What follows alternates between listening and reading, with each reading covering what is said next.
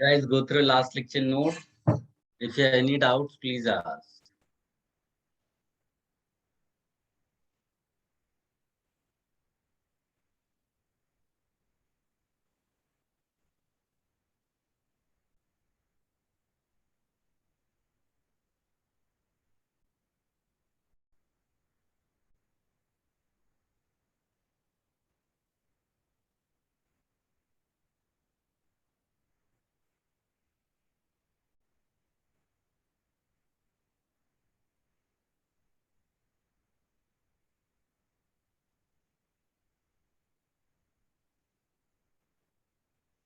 Let me know the last part. क्या किया था बेटा हमने? Anyone?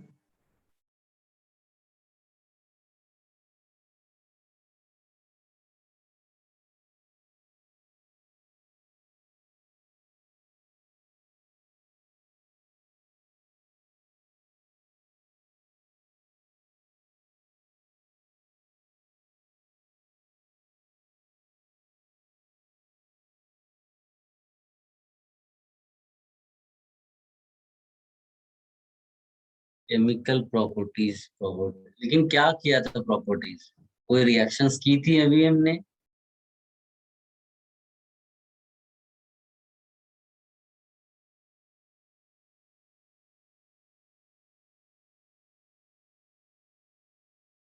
ओके,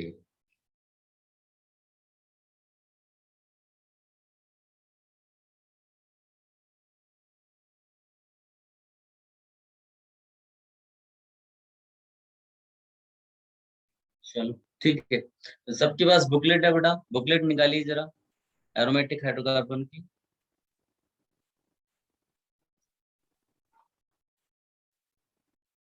अगर सबके पास हार्ड कॉपी है तो वो लेकर बैठे बेटा, ले लो।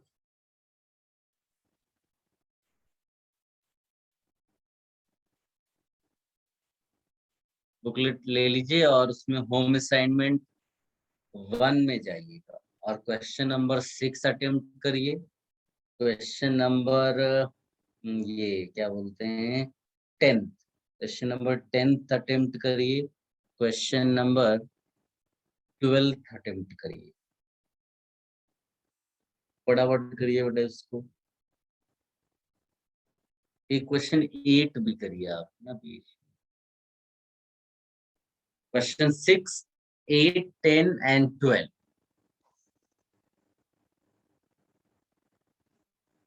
EAS आज करोगे? हाँ बेटा वो अभी करेंगे।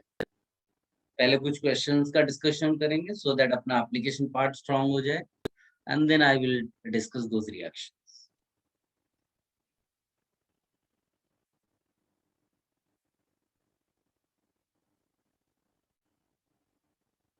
थोड़ा अब पीछे से कोई आंसर नहीं देखेगा बेटा। Whatever answer you are getting आप उसको शेयर करिए, चैट बॉक्स में लिख दो answer, that will be enough.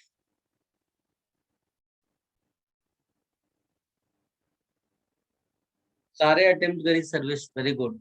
सारे आंसर एक साथ आप लिखवा, नहीं तो फिर छूटता चला जाएगा। एक ही का आंसर मत दो बेटा आप लोग, हाँ।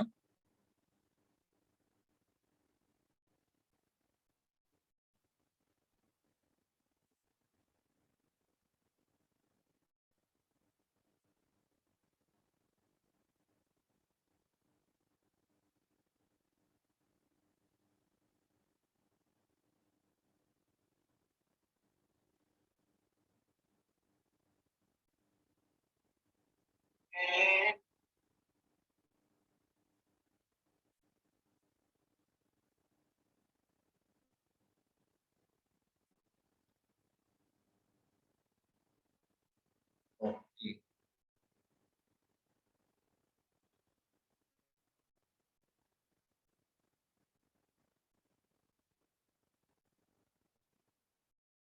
क्विकली आंसर दो बेटा। कोई भी पीछे आंसर नहीं देखेगा।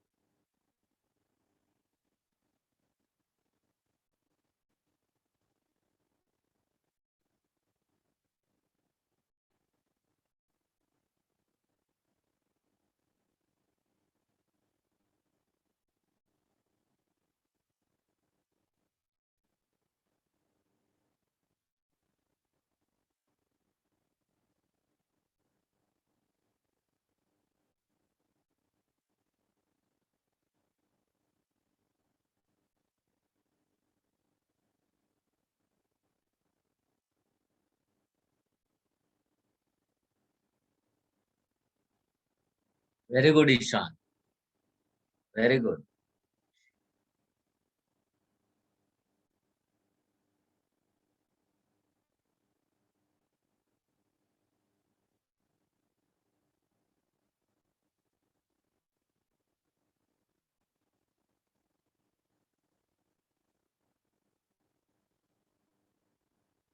Other students?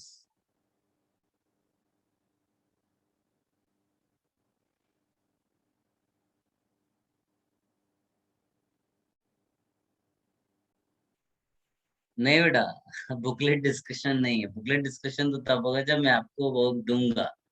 अभी कुछ सिलेक्टेड क्वेश्चंस हैं जो अपने नोट्स में आपको कॉपी भी कर रहे हैं, उसका सोल्यूशन भी प्रॉपर बनाना है।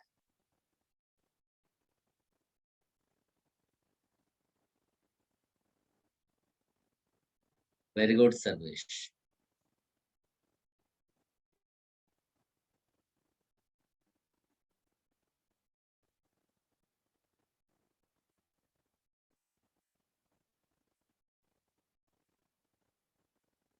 हर्ष, very good. Sanyam, very good.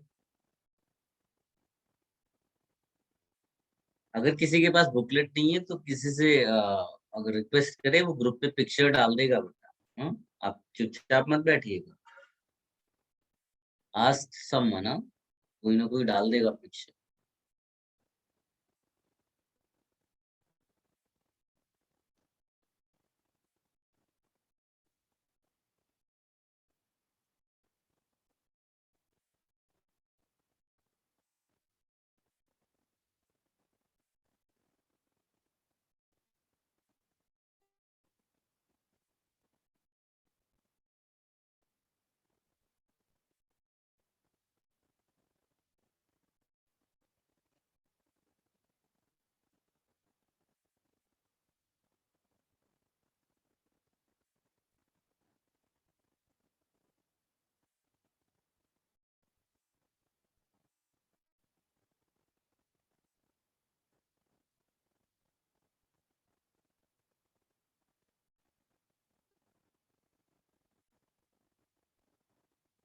Very good हर्ष।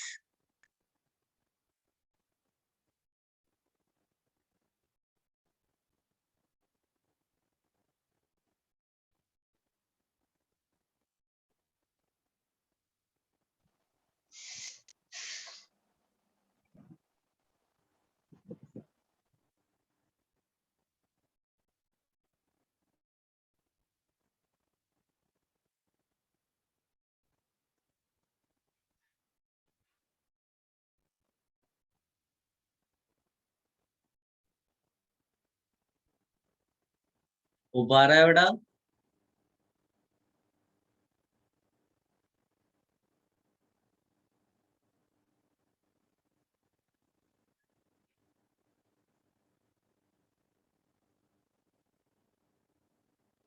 श्रुति, वेरी गुड बेटा, वेरी गुड।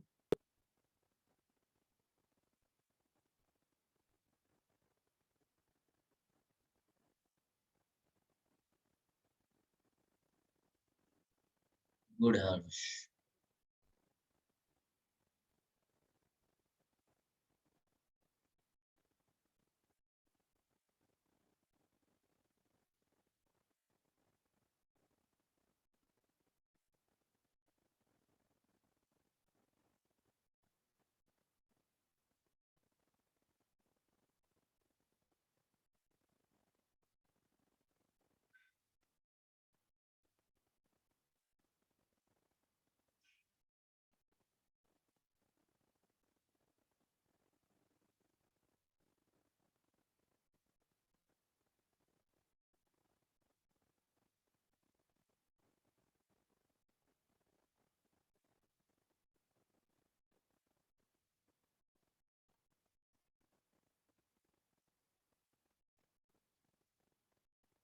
हर्ष पवार, वेरी गुड।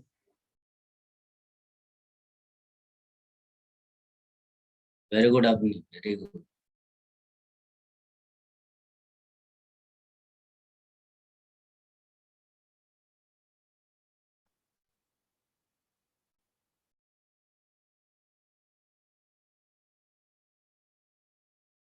सबने अटेम्प्ट कर लिया बेटा?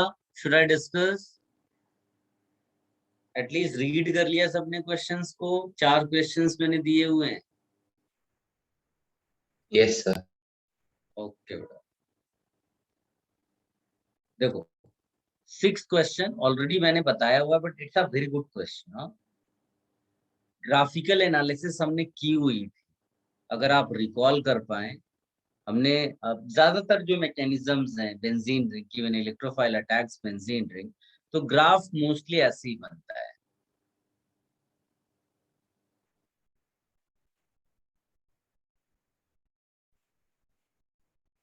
यहाँ पर बेंजीन रिंग दिया होता है और उस पे ई प्लस अटैक करता है, फाइनली उसमें से H प्लस बाहर हो जाता है और ई कनेक्ट हो जाता है।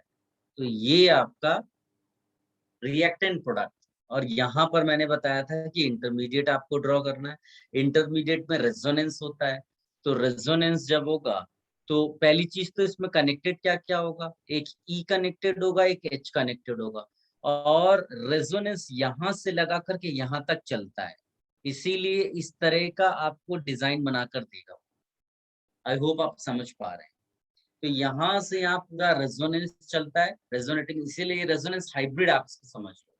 Just compare reactant and this one, तो आपको रियलाइज होगा कि ई पहले अलग था, अब ये भी जुड़ा दिख रहा है। इसका मतलब है कि यहाँ पर ई विल बी पार्शली कनेक्टेड।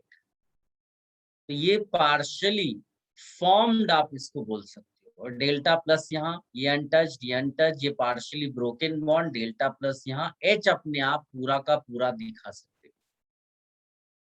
फिर यहाँ पर क्या है, इसके लिए तुम्हें ये इंटरमीडिएट और प्रोडक्ट कंपेयर करना पड़ेगा। ई तो दोनों में दिख रहा है, इसका मतलब एच यहाँ हट रहा होगा। तो इसमें भी वैसे ही अनटच्ड है, यहाँ डेल्टा प्लस है, यहाँ पर ई आप पूरा दिखा दो लाइक दिस, और एच को आप एच डेल्टा प्लस दिखा दो ये। अब क्लियरली तुम्हें उसने को ऑप्शंस में इसको 1 लिखा हुआ है, इसको 2 लिखा हुआ है, इसको 3 लिखा हुआ है, इसको 4 लिखा है, इसको 5। तो मोस्टली ग्राफ ऐसा रहता है। थोड़ा बहुत जहां चेंज होगा वहां मैं तुम्हें लिखाऊंगा, बट मोस्टली ग्राफ ऐसा रहता है। ठीक है, तो यहाँ पर अगर आपसे क्वेश्चन में पूछता है किसकी एंथैल्पी, तो वही एनर्जी आपको बतानी है किसकी सबसे ज्यादा है। तो क्लियरली यहाँ पता चल रहा है कि सेकंड वाले के लिए, जो सेकंड स्पीसीज है उसका मैक्सिमम एंथैल्पी है। कि कोई बच्चा है जिसको ये समझ में ना आया हो बेटा? एनीवन? इसको दोबारा कॉपी करो। हाँ, ये प्रॉपर सोल्यूशन क्वेश्चन लिखा तुमने और नोट्स में, और ये प्रॉपर सोल्यूशन बनाकर रखो बेटा नोट्स में। हाँ, देखिए हम सबका ऑब्जेक्टिव है मार्क्स लाना, केवल पढ़ते रहना उससे भी कोई फायदा नहीं है। इसलिए मैं बार बीच बीच में आपको इस तरह की कई चीजें हर चैप्टर में लगभग कराता हूँ। तो इसको कॉपी कर लो बेटा सारे बच्चे।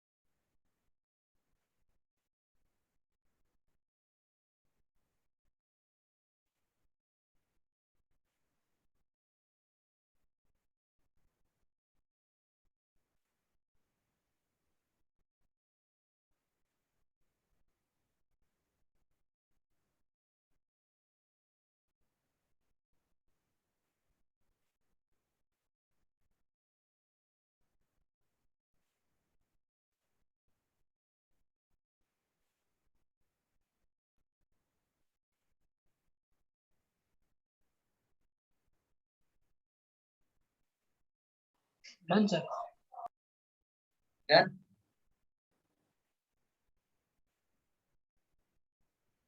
यहाँ एक छोटा सा नोट ये लिख देना बेटा, अभी हम लोगों ने याद करो ये चीज डिस्कस की थी, प्राइमरी काइनेटिक आइसोटोप इफेक्ट, याद है ना?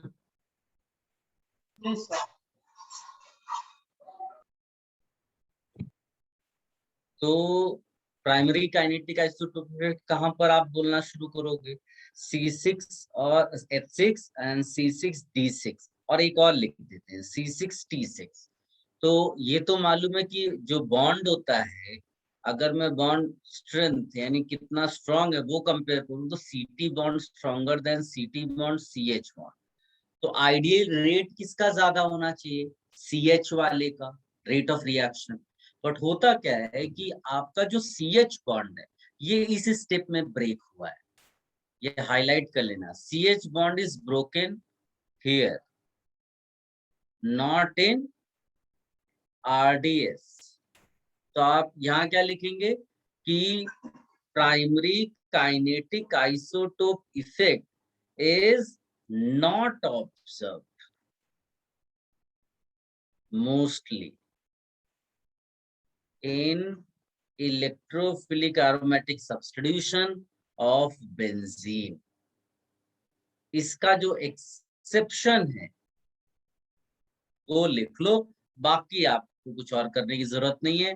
तो इसका एक्सेप्शन जो आपको याद रखना है वो है सल्फोनेशन। इसमें और डिटेल में बताऊंगा मैं आपको बाद में, बट अभी के लिए बिकॉज क्वेश्चंस भी सॉल्व करने और कहीं मिल सकता है आपको क्वेश्चन, सो इट्स बेटर कि आप इसको लिख कर रखो, सल्फोनेशन एंड आयोडीनेशन। तो अगर मैं तुमसे ऐसा पूछूं कि लाइक क्लोरीनेशन, तो आपके लिए रेट क्या होगा बेटा? C6H6 रफली इक्वल टू रेट C6D6 रफली इक्वल टू रेट C6T6। मैं तुमसे नाइट्रेशन पूछूं तो नाइट्रेशन के लिए भी यही रेट लिख दोगे, लेकिन अगर मैं तुमसे सल्फोनेशन पूछ लूं तो क्या लिखोगे? C6 C6H6 greater than rate C6D6 greater than rate C6T6, है ना? आयोडीनेशन के लिए पूछ लो तो यही लिख दोगे। तो ये बड़ी इंटरेस्टिंग चीज है, इसको कॉपी कर लो।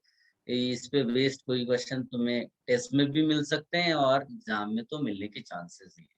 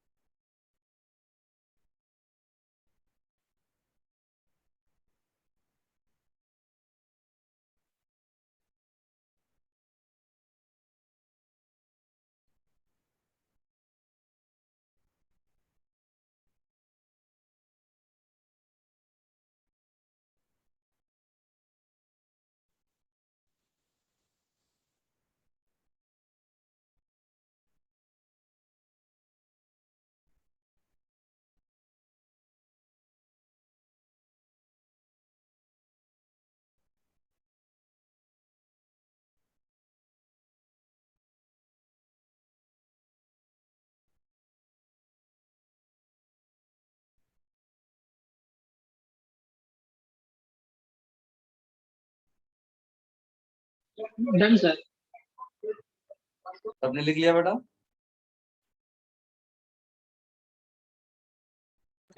Yes sir.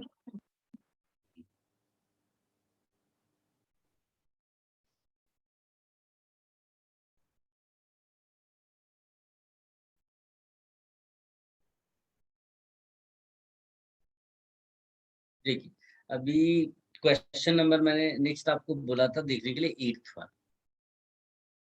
8th one में because question talks about nitration is what nothing but electrophilic aromatic substitution और ये किस पे डिपेंड करता है बेटा इलेक्ट्रॉन डेंसिटी ऑफ बेंजीन ठीक है कई बार मैंने आपको बताया फिर भी बच्चे मिस्टेक कर देते हैं कि जब भी कोई एल्काइल ग्रुप बेंजीन के साथ कनेक्टेड होता है when alkyl group is connected to benzene. When alkyl group is connected to benzene, then its electron releasing power is decided by बताइए बेटा हाइपर कॉन्जुगेट। बस ये चीज आपको याद है तो बस काम हो गया आपको तो इसका मतलब CH3 की पावर ज्यादा निकलेगी इस अब प्रॉब्लम क्या होता है जैसे मैंने ये लिखाया तो कुछ बच्चों ने ध्यान नहीं दिया और उन्होंने इसको जनरलाइज करके पावर बता दी जबकि मैंने क्लियरली लिखा है कि जब एल्काइल ग्रुप बेंजीन से कनेक्टेड हो तब ये रूल लगाना है वरना तो इंडक्टिव इफेक्ट में पावर होती है इधर का इंडक्टिव इफेक्ट सबसे ज्यादा है लेकिन ये बेंजीन रिंग के साथ कनेक्ट होने से क्या हो गया कि वो एक हाइपर कॉन्जुगेशन के बाद 2-3 रेजोनेंस दिखाएगा उसके अंदर इसीलिए पावर जो है वो बढ़ जाती है तो हाइपर कॉन्जुगेशन यहाँ मेन डिसाइडिंग फैक्टर हो जाता है और इसीलिए वो जो है रेजोनेंस ग्रुप में भी उसको काउंट करते हैं एल्काइल ग्रुप को ठीक तो ये हो गया अब आप इसमें कंपेयर कर लो ए बी और डी वाला जो ऑप्शन है यहाँ पर डी वाला तो इलेक्ट्रॉन विड्रॉइंग ग्रुप है ना और सी वाला जो है उसमें हाइपर कॉन्जुगेशन में 2 ही अल्फा एच है और बी वाले में 0 अल्फा एच है और ए वाले में 3 अल्फा एच है तो आपका ए इज द राइट आंसर है ना तो 8th का ए इज द परफेक्ट आंसर तो लिख लो बेटा इवन दो तुम्हें आता होगा फिर भी आप इसको सोल्यूशन बनाकर लिखिए मिस्टेक नहीं होनी चाहिए बेटा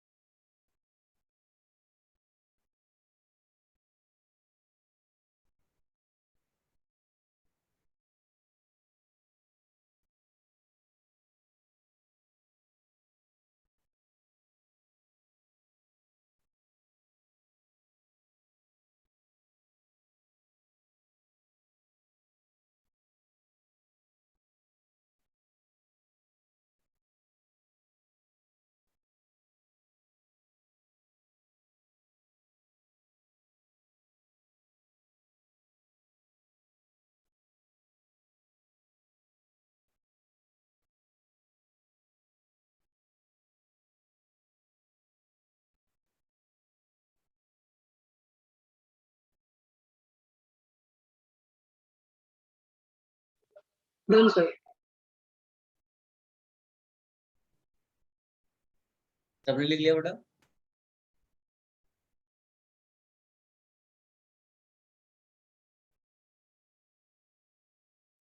yes sir.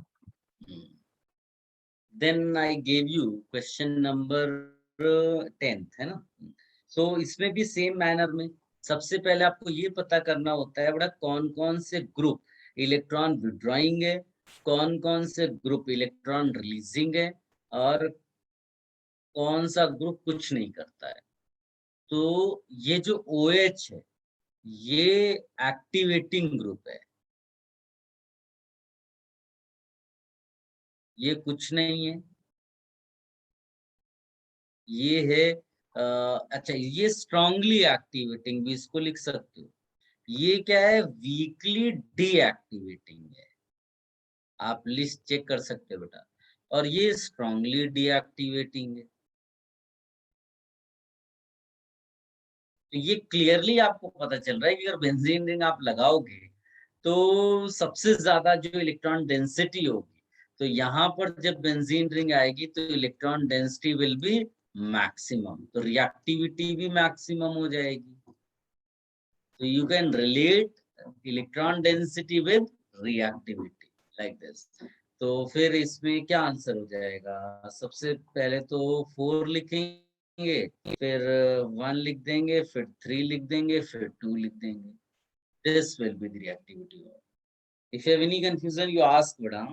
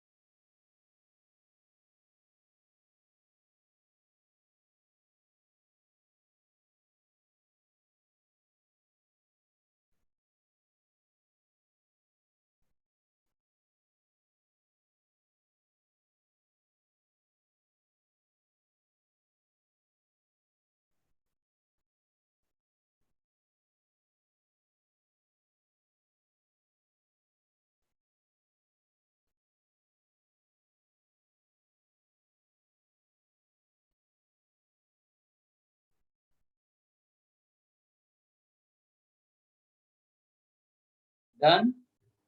Yes sir. Okay,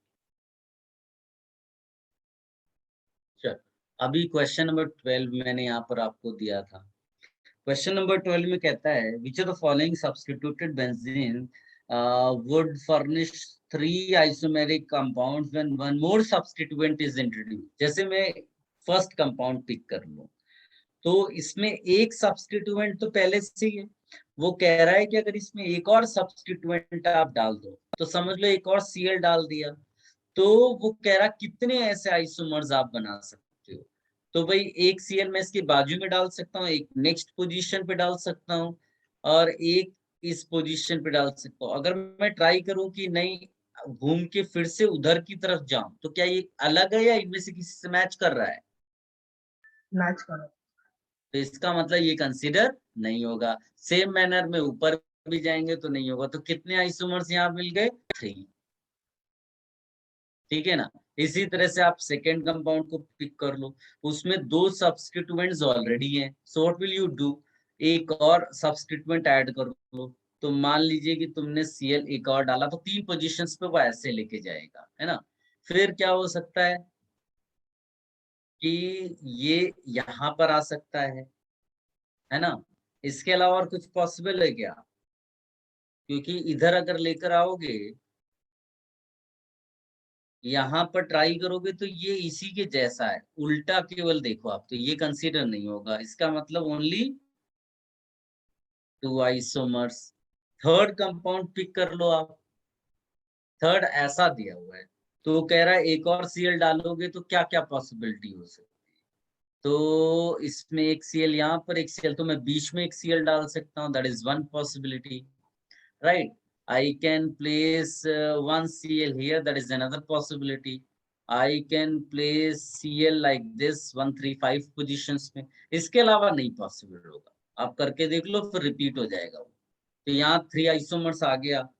फिर फोर्थ वाले में ये तो मुझे लगता है ज्यादा ही सिमेट्रिकल है। इसमें अगर तुम ट्राई करोगे तो बिलीव भी एक ही पोजीशन पॉसिबल है। व्हाई? बिकॉज ये आइडेंटिकल पोजीशंस हैं। इस Cl के बगल में इस Cl के एक जैसा, इस Cl के एक जैसा भी एक जैसा। तो इसके लिए कितने आइसोमर आ गया? 1। यहाँ पर ओनली 1। सो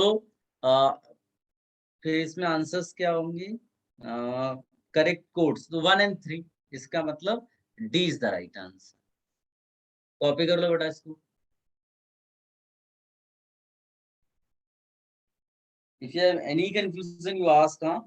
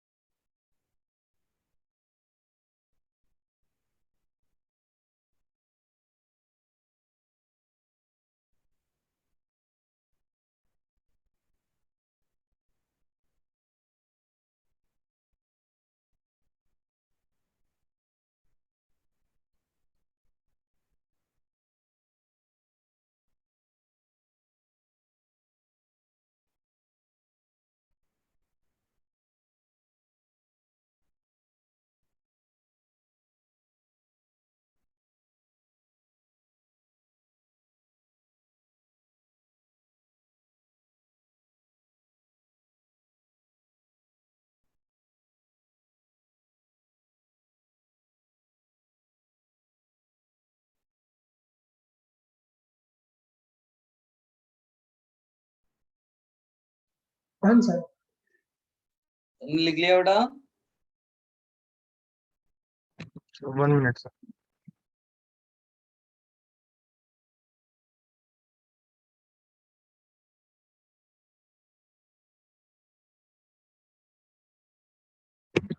Done sir.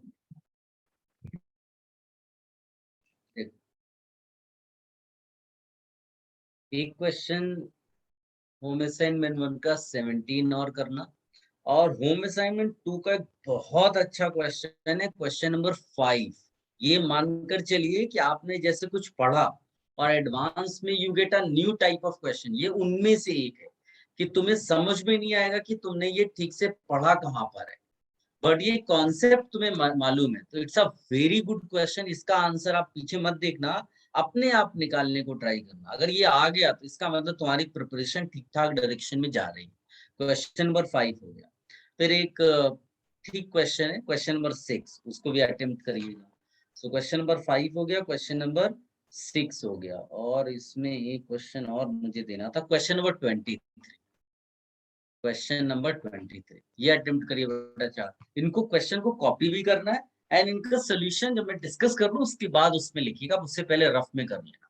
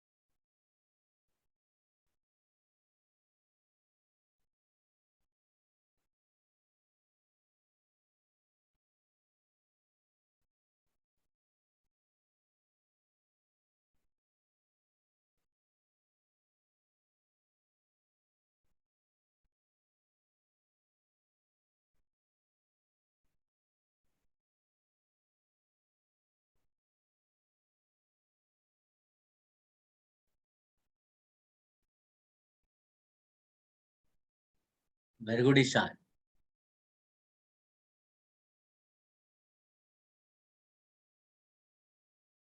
हर्ष, very good. Sayam, very good.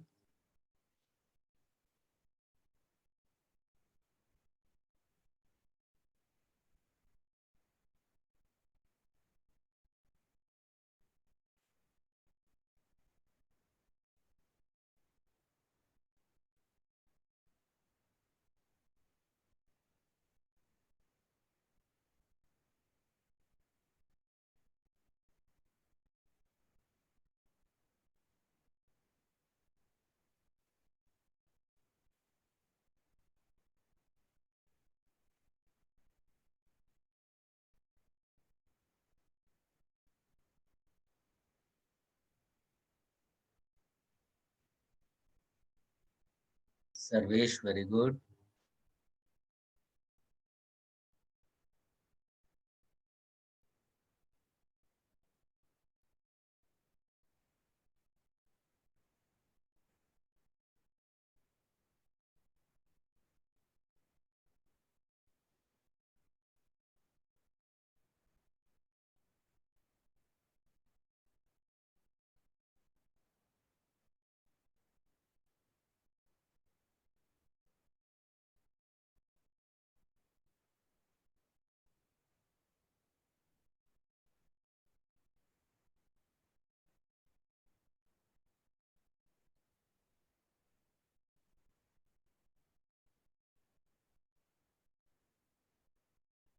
Harsh, very good. Tushar, very good.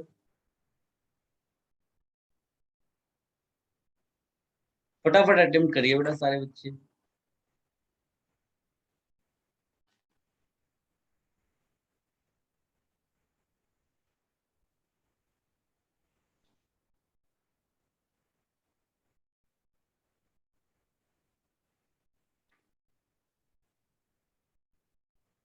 Nirvid, very good. Siddharth, very good.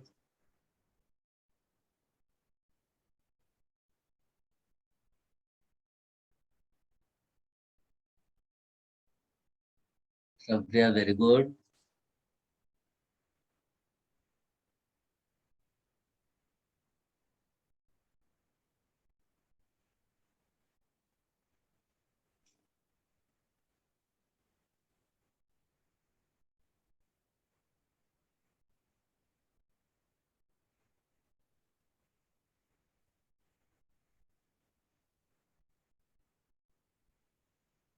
Prashant, very good.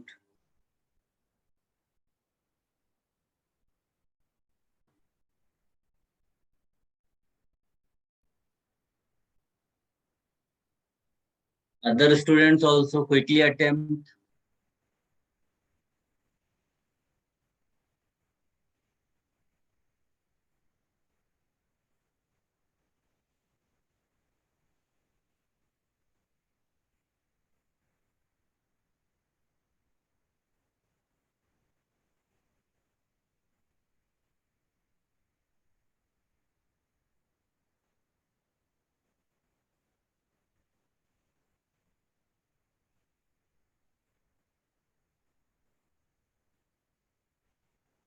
चलिए डिस्कशन कर लेते हैं बेटा. अभी हमें कोई वो रिएक्शंस भी करनी है.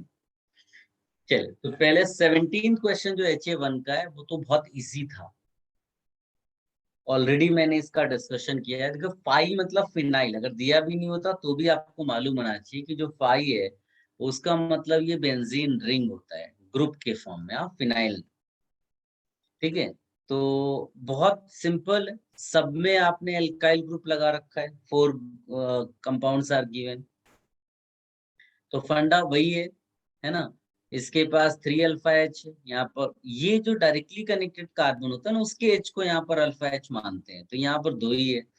तो क्लियर कट पता चल रहा है कि ये इलेक्ट्रॉन डेंसिटी यहाँ पर बेंजीन रिंग सबसे ज्यादा होगी. तो 1 greater than 2 greater than 3 greater than 4. ये सिंपल आंसर हो जाएगा. दैट इज गिवन इन ए. तो 17 के लिए आपका ये आंसर हो गया.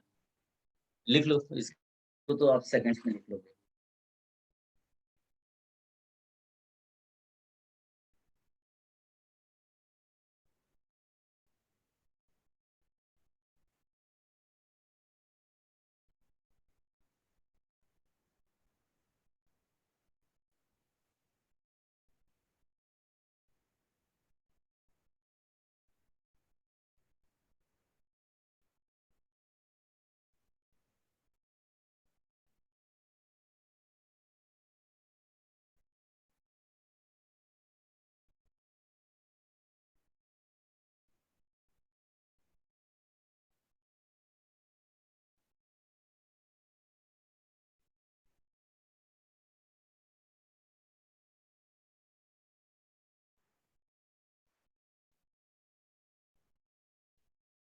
चलो, अब क्वेश्चन नंबर 5 देखो। As I told you, question number 5 बहुत अच्छा क्वेश्चन है। व्हाई डिड आई से कि ये नया सा क्वेश्चन है और अच्छा क्वेश्चन है। तो मैंने एक एग्जांपल आपको दिया था, इफ यू रिकॉल, मैंने आपको एग्जांपल दिया था ये वाला। Not only this, I gave you another example, cinnamic acid. सब सेम कॉन्सेप्ट पर बेस्ड है। अगर आप में से कुछ बच्चों ने ये सोच लिया होगा तो बहुत अच्छा हुआ। इसका मतलब सब राइट डायरेक्शन आपके लिए जा रहा है। ये सारे ये सिनेमिक एसिड है, पॉपुलर एग्जांपल है, मतलब कंपाउंड अपने सिलेबस में है। सिनामल्डिहाइड है ये, और ये एक ऐसे ही मैंने आपको नाइट्रो ग्रुप के साथ दिया था। इसमें क्या खास बात थी कि ये ग्रुप जो है ये डीएक्टिवेटिंग ग्रुप है। क्यों डीएक्टिवेटिंग ग्रुप है? बिकॉज एंड पे NO2 लगा है, NO2 keeps on withdrawing electrons, that is why electron density of benzene ring decrease, इसीलिए इसकी रिएक्टिविटी कम है। लेकिन ये ऑर्थो पैरा डायरेक्टर है। क्या तुम्हें याद है बड़ा किसी को भी ये सब कॉन्सेप्ट? ऑर्थो पैरा डायरेक्टर है। ये पूरा का पूरा जो ग्रुप है ऑर्थो पैरा डायरेक्टर हो जाता है बिकॉज ऑफ ये जो बीच में डबल बॉन्ड है ना ये। तो हम लोगों ने क्या बोला था यहाँ पर कि under the influence of electrophile, pi electrons of C double bond C start moving in which direction? Benzene ring. इसीलिए ये पूरा ग्रुप क्या बन जाता है? Ortho para director. I hope you remember this concept. अब सोचिए ये क्वेश्चन बिल्कुल इसी कॉन्सेप्ट पर बेस्ड है। उन्होंने क्या किया, they have just replaced this C double bond C with a benzene ring। बाकी सब वही है। ये जो बीच का ये है डबल बॉन्ड के बदले उन्होंने ये लिख दिया, उससे कोई फर्क थोड़ी ना पड़ता है भाई। यहाँ डबल बॉन्ड था, वो इधर उधर इलेक्ट्रॉन्स अपने भेज सकता था। अब ये बेंजीन रिंग है, ये अपने इलेक्ट्रॉन्स लेफ्ट राइट में कहीं भी भेज सकता है। तो ओवरऑल अगर इसको तुम देखोगे इस पूरे ग्रुप को, तो ये इस बेंजीन रिंग के लिए किस चीज का काम करेगा?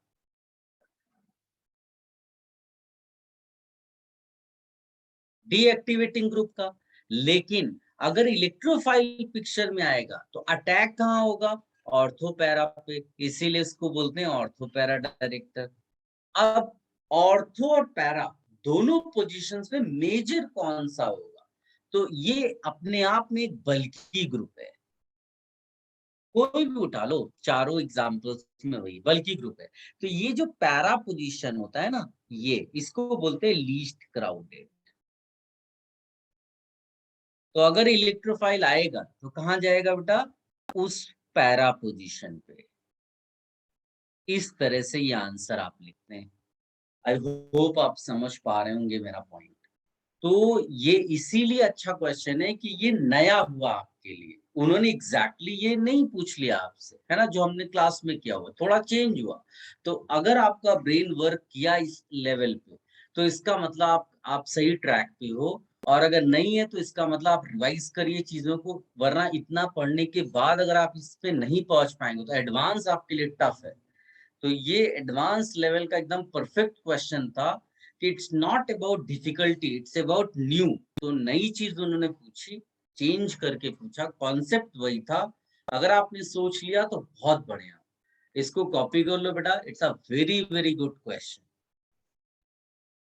सर यस बेटा।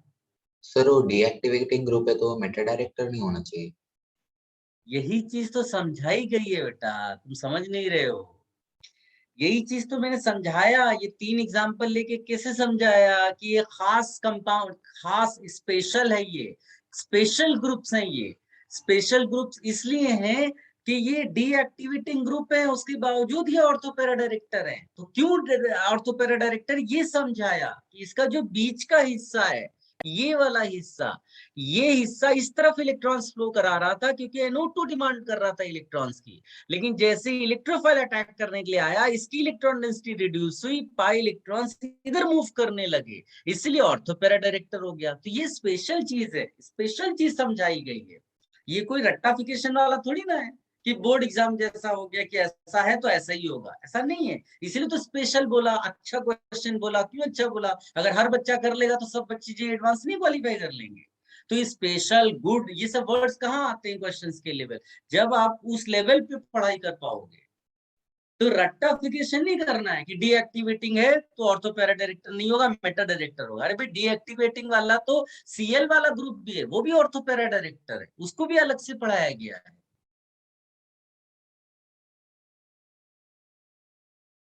अब आप सोचिए किस लेवल पे हम लोग पढ़ाई कर रहे हैं कि हमने ये पढ़ भी लिया, उसके बावजूद तुमने ये क्वेश्चन रेज कर दिया कि ये डीएक्टिवेटिंग ग्रुप है तो मेटा डायरेक्टर होना चाहिए। जबकि एग्जैक्टली ये एग्जांपल्स हमने खूब अच्छे से पढ़े लिखे, फिर भी तुमने ये सवाल कर दिया।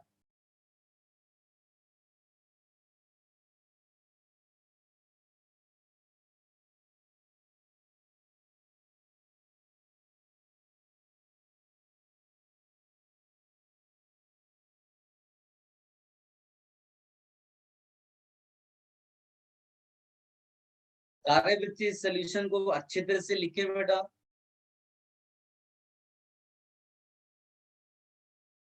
और अगर रटना ही है तो कुछ ऐसा अपना खुद का एक सेंस बनाओ कि क्या क्या रटे। तो इसमें खास बात रटने वाली क्या है कि बीच में एक ऐसा ग्रुप लगा हुआ है जिसके पास पाई इलेक्ट्रॉन्स हैं, जो लेफ्ट और राइट कहीं भी जा सकते हैं क्योंकि इलेक्ट्रोनेगेटिविटी सेम है दो कार्बन की। ठीक। उसके बाद में एंड पोजीशन पे इलेक्ट्रॉन विड्रॉइंग ग्रुप लगा हुआ है। इसको ऐसे रट्टाफिकेशन करो कि अगर ऐसी सिचुएशन आएगी तो overall group ortho para director होगा लेकिन डीएक्टिवेटिंग होगा। तो यहाँ पर भी वही सीन आ गया कि ऐसा एक ग्रुप बीच में लगा हुआ है जिसके पास पाई बॉन्ड है। वो लेफ्ट में भी जा सकता, राइट में भी जा सकता, राइट में उसके पास इलेक्ट्रॉन विड्रॉइंग ग्रुप है। तो ओवरऑल ग्रुप डीएक्टिवेटिंग होगा लेकिन ऑर्थो पैरा डायरेक्टर। इस ऐसा रट्टाफिकेशन कर लो तो वो चलेगा।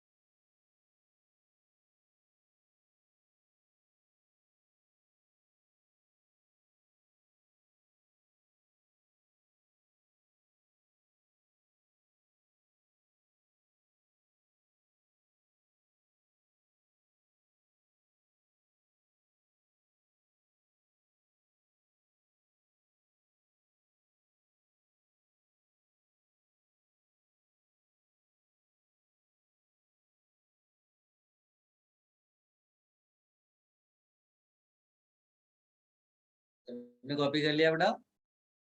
1 second sir. ओके।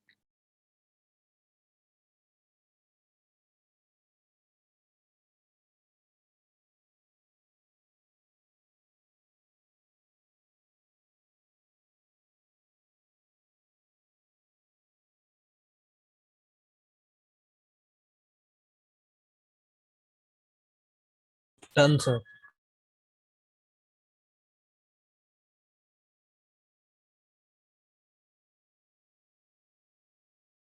देखो, 6 क्वेश्चन एक नॉर्मल क्वेश्चन है, ये हमने पहले भी इस तरह के क्वेश्चंस किए हैं।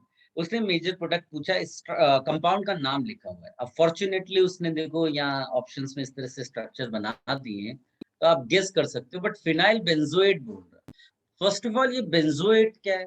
तो उसके लिए आपको बेंजोइक एसिड याद आना चाहिए। बेंजोइक एसिड क्या होता है बेटा? ये इसको बोलते हैं बेंजोइक एसिड। अब वो कहता है phenyl benzoate, this is phenyl benzoate, यहाँ फिनाइल ग्रुप लगा दो C6H5। फिनाइल भी कई बार क्या होता है एग्जाम में इस तरह लिख कर दे देता है, तुम्हारी नजर में खाली यहाँ बेंजीन रिंग दिखाई देती है और गलती से तुम यहाँ अटैक कराते हो, जबकि तुम्हें इसको पूरी तरह से ड्रॉ करना है स्ट्रक्चर को। ये मालूम होना चाहिए कि इस कंपाउंड में कहाँ कहाँ बेंजीन रिंग है, तो हर एक बेंजीन रिंग पे फोकस करना है आपको, and then you have to check which benzene ring is most activated, सबसे ज्यादा रिएक्टिव जो होगा अटैक उसी पे होगा, ये याद रखना। तो अगर मैं इस बेंजीन पे देखूं तो इससे कनेक्टेड कौन है, सीओ ग्रुप है, तो सीओ डायरेक्टली कनेक्टेड है, तो एज अ रिजल्ट ये हो जाएगा डीएक्टिवेटिंग, यानी इस रिंग के लिए ये डीएक्टिवेटिंग है, तो ये रिंग क्या हो जाएगी, डीएक्टिवेटेड। अब इस रिंग पे फोकस करो, इससे कौन कनेक्टेड है, इससे ओ लोन पेयर वाला कनेक्टेड है, इसका मतलब ये क्या हो जाएगा, एक्टिवेटेड। तो यहां से देखोगे तो ये एक्टिवेटिंग ग्रुप नजर आएगा, समझ रहे हो ना। आपको खाली लेफ्ट राइट का पोर्शन देखना है कि बेंजीन रिंग से जो कनेक्टेड हिस्सा है वो रिंग को एक्टिवेट कर रहा है कि डीएक्टिवेट कर रहा है, अकॉर्डिंगली आपको डिसाइड कर लेना है, ठीक है ना। वरना कई बच्चे इसी में खोए रहते हैं कि ये अब समझ में ही नहीं आ रहा है कि ये एक्टिवेटिंग है कि डीएक्टिवेटिंग है। तो उसमें ये चीज ध्यान देनी है कि कौन से हिस्से पे बेंजीन जुड़ा हुआ है। अगर बेंजीन रिंग इस हिस्से में जुड़ गया तो ये होल ग्रुप इसके लिए डीएक्टिवेटिंग का काम करेगा।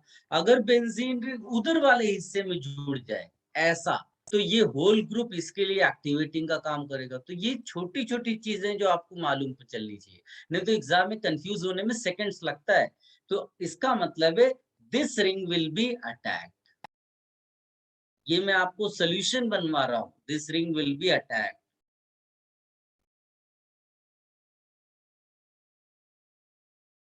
This ring will be attack. अब इसमें अटैक कहाँ होगा, पहली चीज है एक्टिवेटिंग है और ये ऑर्थोपैरा डायरेक्टर भी है, क्योंकि इलेक्ट्रॉन पेयर अंदर जाएगा तो ऑर्थोपैरा पे इलेक्ट्रॉन डेंसिटी बढ़ाएगा, ऑर्थोपैरा डायरेक्टर है। तो ऑर्थोपैरा में ये जो पोजीशन है फिर से वही चीज, लीस्ट क्राउडेड है, तो लीस्ट क्राउडेड है उस पर अटैक करा दो। इसका मतलब है इसने क्या कराया, ब्रोमिनेशन कराया ना, तो उस पोजीशन पे बीआर लगा दो। किसी बच्चे को कोई कंफ्यूजन बड़ा,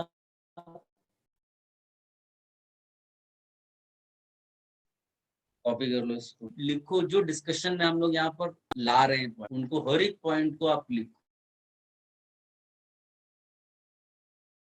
कि थियरी ही केवल पढ़ना इंपॉर्टेंट नहीं है, एग्जाम में सॉल्व करना आना चाहिए, सॉल्व करना आएगा तो ही मार्क्स आएगा।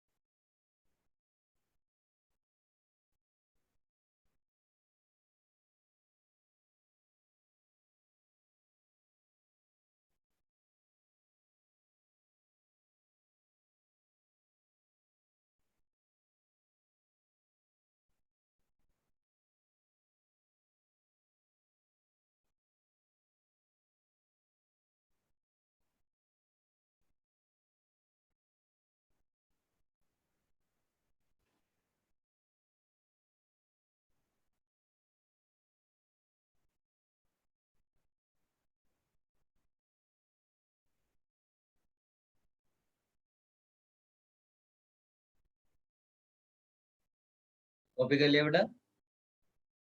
Yes, sir.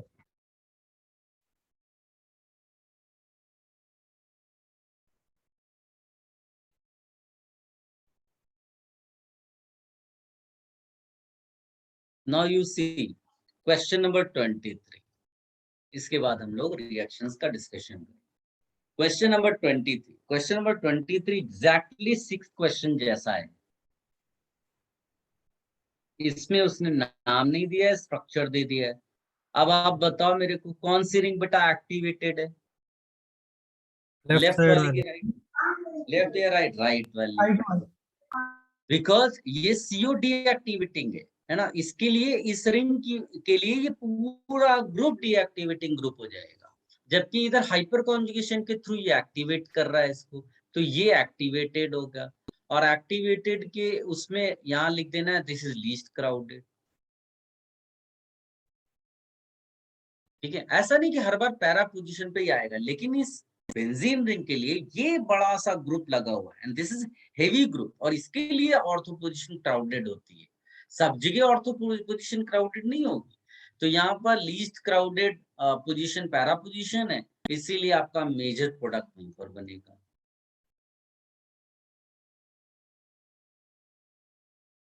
तो ऐसे क्वेश्चंस ऑफ फ्यूचर में आपसे गलत नहीं होने चाहिए बेटा, इसको भी कॉपी कर लो।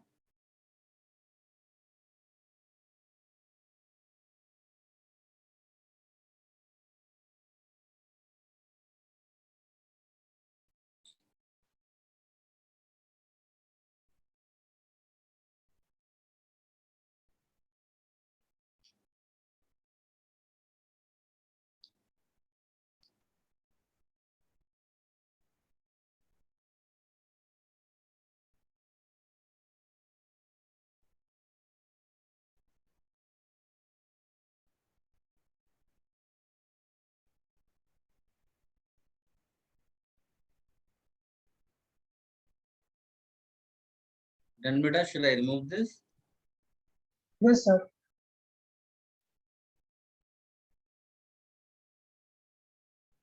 चलो, बैक टू केमिकल प्रॉपर्टीज। जो एल्काइल बेंजीन के लिए हम लोग कर रहे थे, मेनली हमको टॉलुइन पढ़ना था। So I will start with the most important reaction, वो है फ्रीडल क्राफ्ट एल्काइलेशन। अभी कोई सीक्वेंस में जाने की ऐसा जरूरत नहीं है, बिकॉज हम सीक्वेंस में ऑलरेडी बेंजीन की रिएक्शंस पढ़ चुके हैं, 5 रिएक्शंस, उन्हीं को थोड़ा सा एनालाइज करना है एल्काइल बेंजीन के लिए। वी ऑल नो कि alkyl benzene is more reactive, है ना। ये है, इस पे लेटेस्ट से आपने CH3Br का रिएक्शन कराया है ना। AlBr3 ले सकते हैं, AlCl3 ले सकते हैं। अब अगर मैं सिंपली आपसे पूछूं कि बताओ बेटा CH3 क्या है, ऑर्थो पैरा डायरेक्टर है कि मेटा डायरेक्टर है, तो your answer will be CH3 is ortho para director. CH3 is ortho para director. Hyper conjugation के थ्रू वो इलेक्ट्रॉन्स ऑर्थो पैरा पोजीशन पे बढ़ाता है। सो आप सिंपली आंसर क्या लिख दोगे, ये एक प्रोडक्ट बनाओगे और एक प्रोडक्ट आप बनाओगे ये वाला, है ना। अब मैं आपको एक्सपेरिमेंटल डेटा दे रहा हूं। एक्सपेरिमेंटल डेटा 0 डिग्री सेल्सियस पे इसमें ये वाला जो प्रोडक्ट है ये करीब करीब बनता है 54%, एंड दिस इज अबाउट 29%। ये जाइलिन है, इसको बोलते हैं ऑर्थोजाइलिन। ये मैं एक्सपेरिमेंटल डेटा दे रहा हूं और इसको बोलते हैं पैराजाइलिन। और इंटरेस्टिंग बात ये है कि इसमें साथ में आपको एक और प्रोडक्ट मिलता है and that is metaxylene. Believe me, आप में से कोई भी ये प्रेडिक्ट नहीं कर सकता अपने आप जब तक कि आपको डेटा ना दिया जाए। 17%। अब ये सब क्या है, how do we get this metaxylene product? हमें तो केवल ऑर्थो पैरा मिलना चाहिए था, ठीक। तो सबसे पहली चीज है, मैं ऑर्थो और पैरा वाले में ऑर्थो मेजर क्यों बना रहा है वो बता रहा हूँ, फिर मेटा कैसे आया वो बताऊंगा। ध्यान से सुनना कि अच्छा, ये जो ऑर्थो और पैरा में है, तो CH3 का जो इंडक्टिव इफेक्ट होता है जिससे फर्दर वो इलेक्ट्रॉन डेंसिटी बढ़ाता है, नॉट ओनली हाइपरकॉन, इंडक्टिव से जब इलेक्ट्रॉन डेंसिटी बढ़ाएगा, तो बताओ इलेक्ट्रॉन डेंसिटी सबसे ज्यादा कहाँ बढ़ाएगा, ऑर्थो पे, मेटा पे या पैरा पे? कहाँ पर सबसे ज्यादा इलेक्ट्रॉन डेंसिटी बढ़ाएगा? कोई बता सकता है? ऑर्थो। ऑर्थो। ऑर्थो पोजीशन पे। यानी कि अगर कंबाइंड इफेक्ट देख लेंगे तो ortho position is the best position for substituent. ये तो प्रॉब्लम ये हो जाता है कि ग्रुप कई बार बल्की हो जाते हैं, तो क्राउडेड पोजीशन होने की वजह से मेटा पे जाता है, नहीं तो ऑर्थो ही उसका मेजर प्रोडक्ट होगा, इसीलिए ये मेजर प्रोडक्ट होगा। क्या सबको ये बात समझ में आई बेटा? ठीक है, देखिए I am trying my best to explain you everything. ठीक है, नहीं तो टीचर्स यूजुअली बस लिखा देते हैं, काम हो जाता है। तो आप इसको अच्छे से हर एक पॉइंट लिखिएगा, वरना ये बोलेंगे कि ये तो डेटा है, आप इसको रट लो, तो रट के कहाँ तक रटेंगे आप? नाउ लिसन, ये तो एक्सप्लेन कर दिया। दूसरी चीज, ये जो मैं आपको लिखाता हूँ ना कि ऑर्थोपैरा डायरेक्टर है, मेटा डायरेक्टर है, वगैरह वगैरह, ये काइनेटिक कंट्रोल होता है। इसको क्या बोलते हैं बेटा? Kinetic control. याद करो, हम लोग रिएक्शन मैकेनिज्म से ये लिखते आ रहे हैं कि kinetically control product, thermodynamically control product.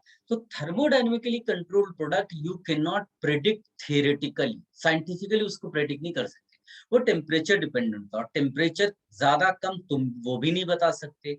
तो ये जो एग्जांपल मैंने सामने लिखा है ना, जहां पर ये मेटा वाला पोजीशन मिल रहा है, प्रोडक्ट मिल रहा है, ये actually because of thermodynamic control. अगर इसी रिएक्शन को, if the same reaction is carried out at about 25 degree Celsius, 25 degree Celsius, तो ये जो मेटा प्रोडक्ट है ना, ये बनता है करीब करीब 70%, यानी ये मेजर प्रोडक्ट बन जाता है। और दूसरा भी मैं परसेंटेजेस दे देता हूँ। तो अब अगर आप पूछेंगे मुझसे कि भाई ये माइनर कैसे हो गया, तो ये काइनेटिक कंट्रोल रहा ही नहीं। If there is kinetic control, then and only then theoretically you can predict things, otherwise नहीं। ये थर्मोडाइनमिक कंट्रोल हो गया कि तो जो ज्यादा स्टेबल होगा वो एग्जिस्ट करेगा ज्यादा, सिंपल सी बात है। तो इसको भी आप कॉपी कर लेना बेटा, ठीक है ना? तो इसमें ये 2% के आसपास है, 2-3% रहता है वो। तो ये आप डेटा कॉपी कर लेना। टेम्परेचर इसमें थोड़ा और बढ़ता है, तो ये जो मेजर प्रोडक्ट आपको दिख रहा है, ये लगभग 100% बनना शुरू हो जाता है। तो हम लोग क्या लिखेंगे बेटा कि जो ये मेटा वाला प्रोडक्ट है, मैं इसको सर्कल कर देता हूँ, और इसके लिए लिख दूंगा थर्मोडाइनमिक कंट्रोल, या इसको सीधे सीधे टीसीपी लिख देंगे शॉर्ट में ना। और ये जो दोनों में लिखे हैं यहाँ पर, इनको क्या लिख देंगे? केसीपी। ठीक, इसीलिए लो टेम्परेचर पे वो मेजर है, और ये हाई टेम्परेचर। एंड ये मैं बार बार बोल रहा हूँ, इसको तुम केवल एक्सपेरिमेंटली ही, मतलब टेम्परेचर पे ही प्रेडिक्ट कर सकते हो, ये थियोरेटिकली प्रेडिक्ट नहीं कर सकते। कॉपी कर लो बेटा।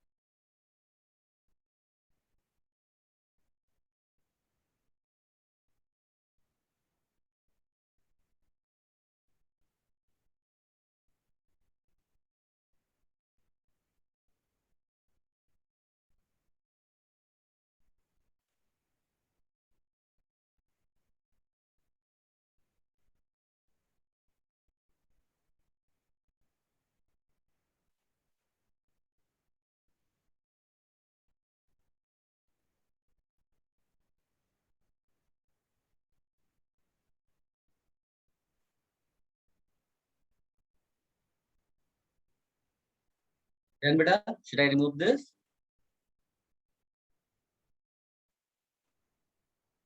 One minute, sir.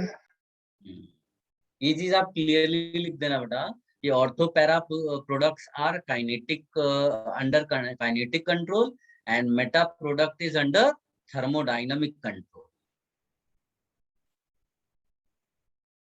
बिकॉज ये 2 महीने बाद तुम फिर से तुम्हारे दिमाग में आएगा कैसे प्रिडिक्ट करें, तो ये डेटा आप प्रिडिक्ट नहीं कर सकते। हाँ, ये जो लिखा हुआ है डेटा इसको एक्सप्लेन कर सकते हो कि चेंजेस क्यों आ रहे हैं।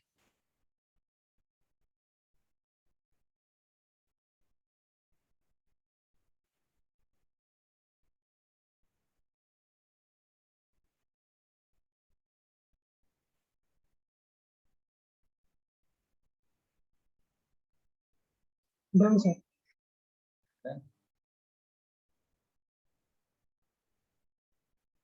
अब इसमें आप लिख लीजिएगा फ्रीडल क्राफ्ट एसाइलेशन इसी तरह से।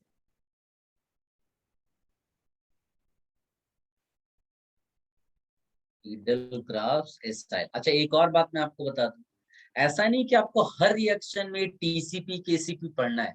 जहां पर अपने सिलेबस में नोट्स में चीजें आपको मिलेंगी बस उतना ही पढ़ना है, उसके अलावा सब जगह नहीं लगा देना है।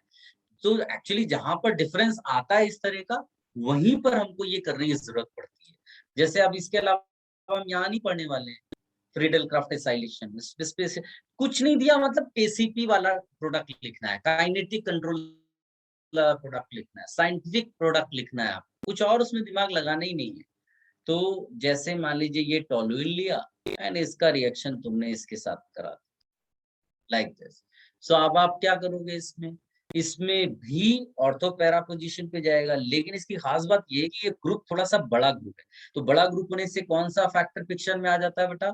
Steric factor, crowding factor. हाँ, तो इस बार जो डेटा भी अवेलेबल है वो यही है कि ये मेजर प्रोडक्ट है, और इसको हम एक्सप्लेन कर सकते हैं। कैसे एक्सप्लेन कर सकते हैं कि ये ग्रुप बल्कि है एंड इसके लिए ये वाला जो पोजीशन है ऑर्थो पोजीशन वो क्राउडेड हो जाएगा, तो para that is least crowded position, there it will attack. ये हो गया, तो ये मेजर है। और ऐसा नहीं कि ऑर्थो वाला नहीं बनेगा, ये माइनर प्रोडक्ट है, ये लिखो, ठीक है। मेटा वाला निग्लिजिबल बनता है, इसलिए इसमें स्टडी नहीं करता।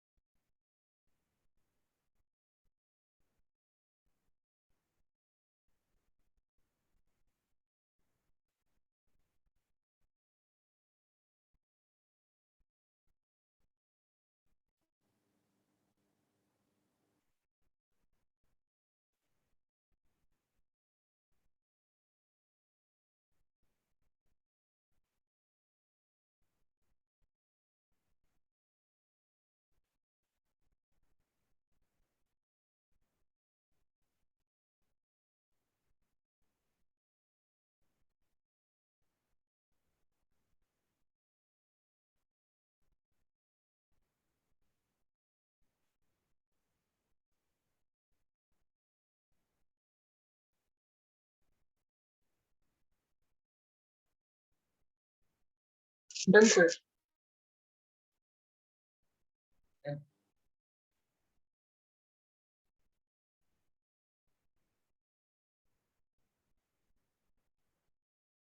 अब इसमें हेडिंग डालिएगा बेटा हेलोजेनेशन। मेनली एक्चुअली मैं आपको डेटा ही देने के लिए सब लिखा रहा हूँ, वरना तो आपको हेलोजिनेशन भी आता है, नाइट्रेशन भी आता है, सल्फोनेशन भी आता है, फ्रीडल क्राफ्ट रिएक्शंस भी आते हैं, सब हमने पहले ही पढ़ रखा है। और ऑर्थोपैरा डायरेक्टर होगा या मेटा डायरेक्टर, ये भी अपने को पहले से आता है। लेकिन टोलुइन का कुछ डेटा सिलेबस में है जिसमें क्वेश्चंस पहले भी आ चुके हैं। हेलोजिनेशन ऑफ टोलुइन, तो इसमें कोई बड़ी बात तो है नहीं, अपने को ये मालूम है पहले से ही कि टोलुइन जो है CH3 ग्रुप वो ऑर्थोपैरा डायरेक्टर है। तो अगर आप Cl2 डालोगे किसी लूज एसिड की प्रेजेंस में, इस बार CH3 पे अटैक नहीं होगा। लास्ट लेक्चर में क्या किया था, यहाँ Cl2 लिखा था, यहाँ क्या लिखा था बेटा, HNu लिखा था।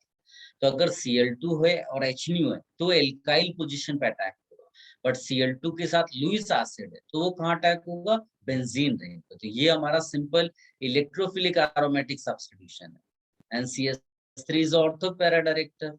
तो अगर तुमको प्रोडक्ट लिखना है तो हमको ऑर्थो और पैरा पोजीशंस पे ही ग्रुप लगाना है। अब डेटा क्या कहता है वो भी देख लो। तो इसका जो Cl ऑर्थो पोजीशन पे वो करीब करीब 58% बनता है। इसको बोलते हैं ऑर्थो क्लोरोटोलुइन। और इसका जो पैरा पोजीशन है वो इसको आप लिख सकते हैं पैरा क्लोरोटोलुइन। ये करीब करीब बनता है 42%। तो आप समझ सकते हैं कि मेटा वाला तो कुछ है ही नहीं यहाँ पर। ये KCP ही अपना डोमिनेटिंग है। लिख लीजिएगा इसको ना।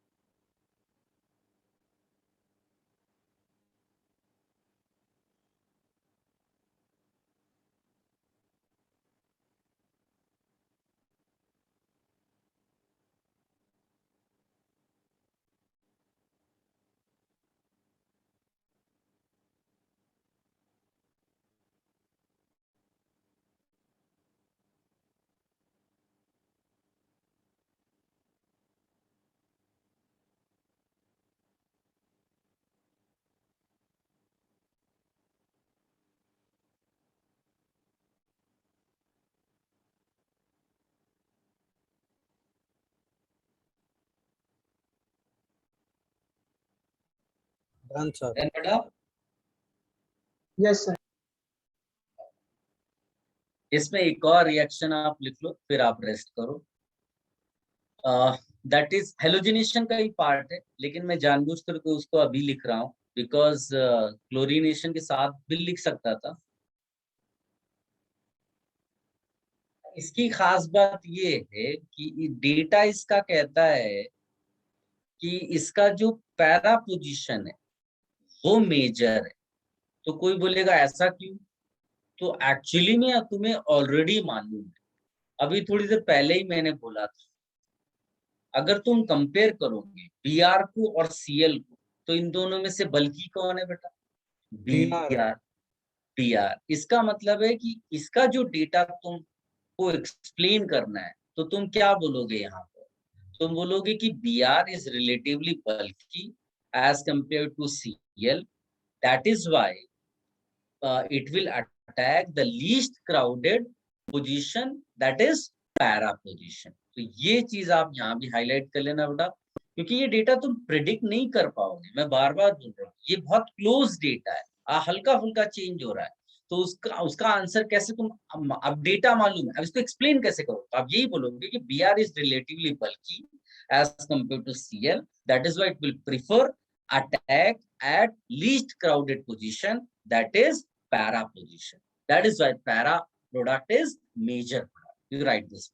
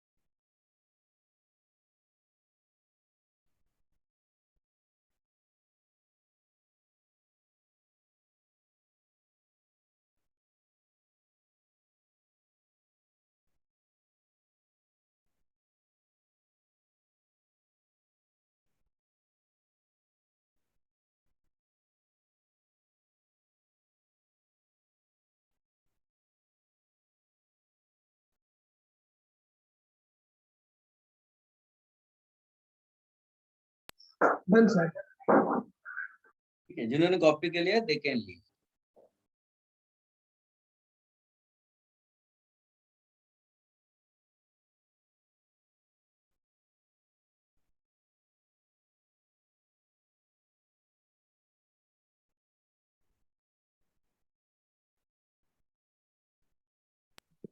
Bye sir, thank you sir. Okay, अभी एक दो और लेक्चर होंगे तब बुकलेट आपको